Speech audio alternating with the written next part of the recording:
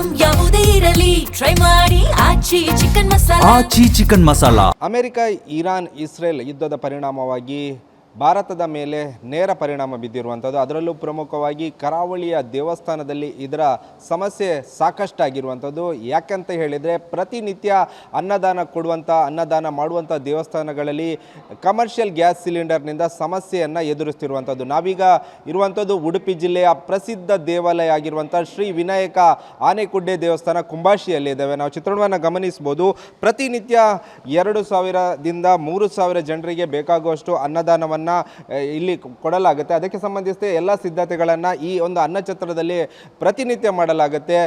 ಕೆಲವೊಂದು ಬಾರಿ 3,000ರಿಂದ 4,000 ಒಂದು ಭಕ್ತರು ಈ ದೇವಸ್ಥಾನಕ್ಕೆ ಬರುವ ಹಿನ್ನೆಲೆಯಲ್ಲಿ ಅದನ್ನೆಲ್ಲವನ್ನು ಪರಿಗಣಿಸಿಕೊಂಡು ಒಂದು ಅನ್ನ ಪ್ರಸಾದವನ್ನು ರೆಡಿ ಮಾಡಬೇಕಾಗುತ್ತೆ. ಆದರೆ ಈಗ ಅನ್ಸೀಸನ್ ಆಗಿರೋದ್ರಿಂದ ಸುಮಾರು 2,000 ಜನರ ಒಂದು ಭಕ್ತರಿಗೆ ಬೇಕಾಗುವಷ್ಟು ಅನ್ನವನ್ನು ರೆಡಿ ಮಾಡಬೇಕಾಗುತ್ತೆ, ಪಲ್ಯವನ್ನು ರೆಡಿ ಮಾಡಬೇಕು. ಎಲ್ಲವನ್ನು ಕೂಡ ಗ್ಯಾಸ್ನಿಂದಲೇ ಮಾಡಬೇಕಾದಂಥ ಪರಿಸ್ಥಿತಿ ಇರುವಂಥದ್ದು. ಯಾಕಂದರೆ ಒಂದು ಒಳ್ಳೆಯ ಒಂದು ಅನ್ನ ಪ್ರಸಾದವನ್ನು ಕೊಡಬೇಕು ಎನ್ನುವ ನಿಟ್ಟಿನಲ್ಲಿ ಮತ್ತು ಭಕ್ತರ ಒಂದು ಆರೋಗ್ಯದ ದೃಷ್ಟಿಯಿಂದ ಈಗ ಗ್ಯಾಸನ್ನು ಬಳಕೆ ಮಾಡ್ತಿರುವಂಥದ್ದು ಎಲ್ಲ ದೇವಾಲಯಗಳಲ್ಲಿ.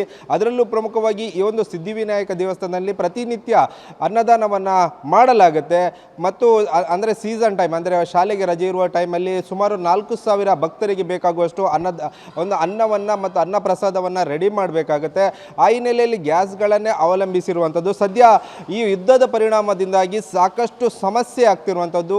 ದೇವಾಲಯಗಳಲ್ಲಿ ನಿತ್ಯ ಅನ್ನ ಪ್ರಸಾದವನ್ನು ಕೊಡುವಂಥ ದೇವಾಲಯಗಳಲ್ಲಿ ಸಮಸ್ಯೆ ಆಗ್ತಿರುವಂಥದ್ದು. ಯಾಕಂದರೆ ಕೆಲವೊಂದು ದೇವಾಲಯಗಳಲ್ಲಿ 3 ದಿವಸಕ್ಕೆ ಬೇಕಾಗುವಷ್ಟು ಗ್ಯಾಸ್ ಸಿಲಿಂಡರನ್ನು ಸ್ಟಾಕ್ ಕೊಳ್ಳಲಾಗಿರುವಂಥದ್ದು. ಅದರಿಂದ ಸದ್ಯದ ಮಟ್ಟಿಗೆ ಸಮಸ್ಯೆ ಇಲ್ಲ. ಇನ್ನು 2 ದಿವಸ ಗ್ಯಾಸ್ ಪೂರೈಕೆ ಆಗದಿದ್ದರೆ ಮತ್ತಷ್ಟು ಸಮಸ್ಯೆ ಆಗುವ ಸಾಧ್ಯತೆ ಇರುವಂಥದ್ದು ನಾವು ಚಿತ್ರಣವನ್ನು ಗಮನಿಸ್ಬೋದು.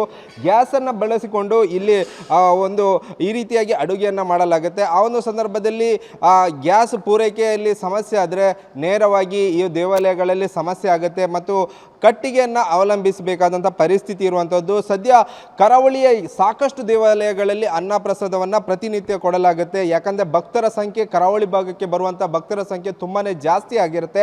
ಆ ಹಿನ್ನೆಲೆಯಲ್ಲಿ ಅವರನ್ನು ಭಕ್ತರನ್ನು ದೃಷ್ಟಿಯಾಗಿ ಇಟ್ಟುಕೊಂಡು ಅವರಿಗೆ ಸಾಕಷ್ಟು ಅಂದರೆ ಅನ್ನ ಪ್ರಸಾದವನ್ನು ರೆಡಿ ಮಾಡುವಂಥ ದೇವಾಲಯಗಳು ಇರುವಂಥದ್ದು. ಪ್ರತಿನಿತ್ಯ ಎಲ್ಲ ದೇವಾಲಯಗಳಲ್ಲಿ ಕೂಡ 2,000ರಿಂದ 3,000 ಭಕ್ತರು ಬರ್ತಾರೆ ಅನ್ನ ಪ್ರಸಾದ ಸಮಯದಲ್ಲಿ.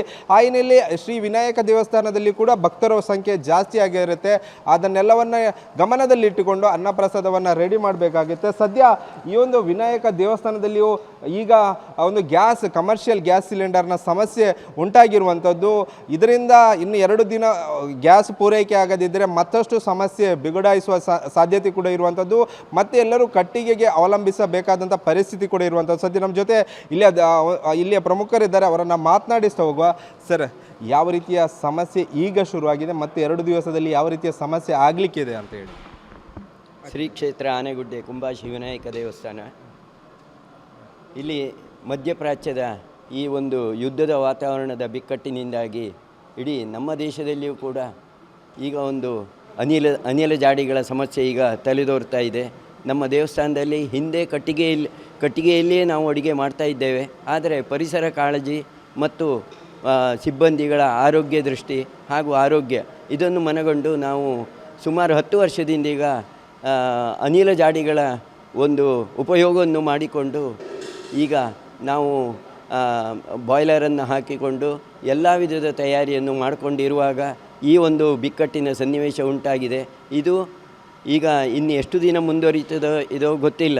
ಆದರೆ ಅನ್ನದಾನವಂತೂ ನಾವು ನಿಲ್ಲಿಸುವ ಪ್ರಶ್ನೆಯೇ ಇಲ್ಲ.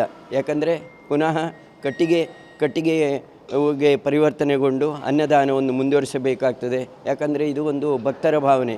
ಅಲ್ಲದೆ ನಮ್ಮ ಶಾಸ್ತ್ರ ವಿಚಾರ ಏನಂದರೆ ಒಂದು ದೇವಸ್ಥಾನದ ಸಾನ್ನಿಧ್ಯ ಮತ್ತು ಅಭಿವೃದ್ಧಿ. ಅದು ಹೇಗೆ ಅಂದರೆ ಇಲ್ಲಿಯ ಭಕ್ತರ ಒಂದು ದಾಸೋಹ ಅಂದರೆ ಅನ್ನದಾನ ಮತ್ತು ವೇದ ಪಾರಾಯಣ ಮತ್ತು ಗೋಹಿತ ರಕ್ಷಣೆ ಇವಿಷ್ಟರಿಂದ ಮಾತ್ರ ಒಂದು ದೇವಸ್ಥಾನ ಶಾಸ್ತ್ರ ಪ್ರಕಾರ ಅಭಿವೃದ್ಧಿ ಹೊಂದಲು ಸಾಧ್ಯ ಎಂದಿರುವುದರಿಂದ ಇಲ್ಲಿ ಮತ್ತೊಂದು ವಿಚಾರ ಏನೆಂದರೆ ಅನ್ನದಾನಕ್ಕೆ ನೀಡುವಂಥ ಅನ್ನದಾನಿಗಳ ಒಂದು ಭಾವನೆಯ ಪ್ರಶ್ನೆ ಇದು. ಯಾಕೆ ಅವರು ಒಂದು ಹುಟ್ಟಿದ ದಿನ ಮತ್ತು ಮದುವೆಯಾದ ದಿನ, ತಮ್ಮ ತಂದೆ ತಾಯಿಗಳ ಪುಣ್ಯ ದಿನ, ಹೀಗೆ ಹಲವಾರು ಒಂದು ವಿಚಾರದಲ್ಲಿ ದೇವಳಕ್ಕೆ ಬಂದು ತಮ್ಮ ಒಂದು ಯಥಾಶಕ್ತಿ ದೇಣಿಗೆಯನ್ನು ನೀಡುತ್ತಾ ಬಂದು ಈ ದೇವಸ್ಥಾನದ ಅನ್ನದಾನದ ವ್ಯವಸ್ಥೆಯನ್ನು ನೋಡಿ ಸಂತೋಷಗೊಂಡು ಇದೇ ರೀತಿ ಮುಂದುವರಿಸ್ಕೊಂಡು ಹೋಗಿ ಅಂತ ಭಿನ್ನವಿಸುತ್ತಾ ಇರುವುದರಿಂದ ಅವರ ಭಾವನೆಗೆ ಪೆಟ್ಟಾಗುವ ಬಾರದು ಎನ್ನುವ ದೃಷ್ಟಿಯಿಂದ ನಾವು ಈ ಅನ್ನದಾನವನ್ನು ಈಗ ಪುನಃ ಕಟ್ಟಿಗೆಗೆ ಇನ್ನು 2-3 ದಿನದಲ್ಲಿ ಕಟ್ಟಿಗೆ ಉರುವಲಿನಿಂದಾಗಿ ಅನ್ನದಾಸೋಹವನ್ನು ಮುಂದುವರಿಸಬೇಕಂತ ಆಡಳಿತ ಮಂಡಳಿ ನಿರ್ಧರಿಸಿದೆ.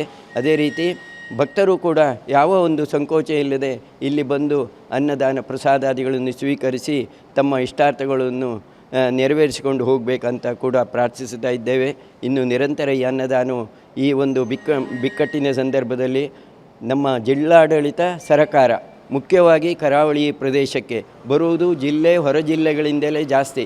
ಅವರ ಒಂದು ಭಾವನೆಗೆ ಸ್ಪಂದಿಸಿ ಈ ಅನ್ನದಾನ ನಿರಂತರ ನಡೆಯಬೇಕೆಂತ ಸರ್ಕಾರದಲ್ಲಿಯೂ ಜಿಲ್ಲಾಡಳಿತದಲ್ಲಿಯೂ ನಾವು ಪ್ರಾರ್ಥಿಸುತ್ತಾ ಮುಂದೆ ನಿರಂತರ ಈ ಅನ್ನದಾನದಿಂದ ಸಮಸ್ತ ಲೋಕ ಕಲ್ಯಾಣವಾಗಲಿ, ಈ ಬಿಕ್ಕಟ್ಟು ನಿವಾರಣೆಯಾಗಿ ಜಗತ್ತಿಗೆ ಮಂಗಲವಾಗಲಿ ಎಂದು ಹೇಳುತ್ತಾ ಹಾರೈಸ್ತಾ ಇದ್ದೇವೆ. ಅಂದರೆ ಈಗ ಭಕ್ತರು ಕರಾವಳಿಗೆ ದೇವಾಲಯಕ್ಕೆ ಬರುವಂಥ ಭಕ್ತರು ತುಂಬಾ ಜಾಸ್ತಿ ಇರುವಂಥ, ಅದರಲ್ಲೂ ಪ್ರಮುಖವಾಗಿ ಮಧ್ಯಾಹ್ನದ ಸಮಯದಲ್ಲಿ ಸಾಕಷ್ಟು ಭಕ್ತರು ಬರ್ತಾರೆ, ಪ್ರವಾಸಿಗರು ಬರ್ತಾರೆ, ಅನ್ನ ಪ್ರಸಾದ ಸ್ವೀಕರಿಸಲು ಅಂತಲೇ ಬರ್ತಾರೆ. ಅವರಿಗೆ ಏನು ಹೇಳಲಿಕ್ಕೆ ನೀವು ಇಷ್ಟಪಡ್ತೀರಾ? ಅದೇ ಎಲ್ಲರೂ ಈಗ ಯಾವ ಒಂದು ಸಂಕೋಚ ಇಲ್ಲದೆ ಎಲ್ಲರೂ ಬರಬೇಕು. ಅವರು ಯಾಕೆ ಇಲ್ಲಿ ಅನ್ನದಾನ ನಿಲ್ಲಿಸುವ ಪ್ರಶ್ನೆಯೇ ಇಲ್ಲ, ಯಾಕಂದರೆ ಇಲ್ಲಿ ಭಾವನೆಗಳ ಪ್ರಶ್ನೆ ಇದು.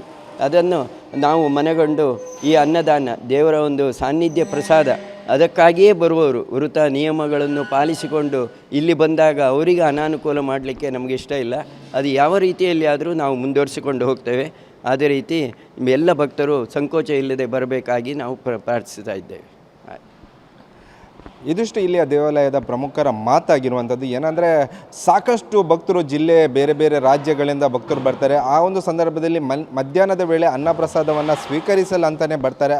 ಆ ರೀತಿಯ ಸಮಯದಲ್ಲಿ ಯಾವುದೇ ಸಂಕೋಚ ಪಡದೆ ದೇವಾಲಯಕ್ಕೆ, ಅದರಲ್ಲೂ ಪ್ರಮುಖವಾಗಿ ಶ್ರೀ ವಿನಾಯಕ ದೇವಸ್ಥಾನ ಆನೆಗುಡ್ಡೆ ಕುಂಬಾಶಿಗೆ ಒಂದು ಸಂಕೋಚವಿಲ್ಲದೆ ಬರ್ಬೋದು. ಅನ್ನಪ್ರಸಾದ ಯಾವ ಕಾಲದಲ್ಲೂ ಯಾವ ಸಮಸ್ಯೆ ಆದರೂ ಅನ್ನಪ್ರಸಾದವನ್ನು ನಿಲ್ಲಿಸುವ ಪ್ರಶ್ನೆ ಇಲ್ಲ ಎಂಬ ಮಾತನ್ನು ಹೇಳಿರುವಂಥದ್ದು. ಕ್ಯಾಮರಾಮ್ಯಾನ್ ರಾಮ್ ಜೊತೆ ಪ್ರಜ್ವಲ್, ಅಮೀನ್, TV9 ಉಡುಪಿ.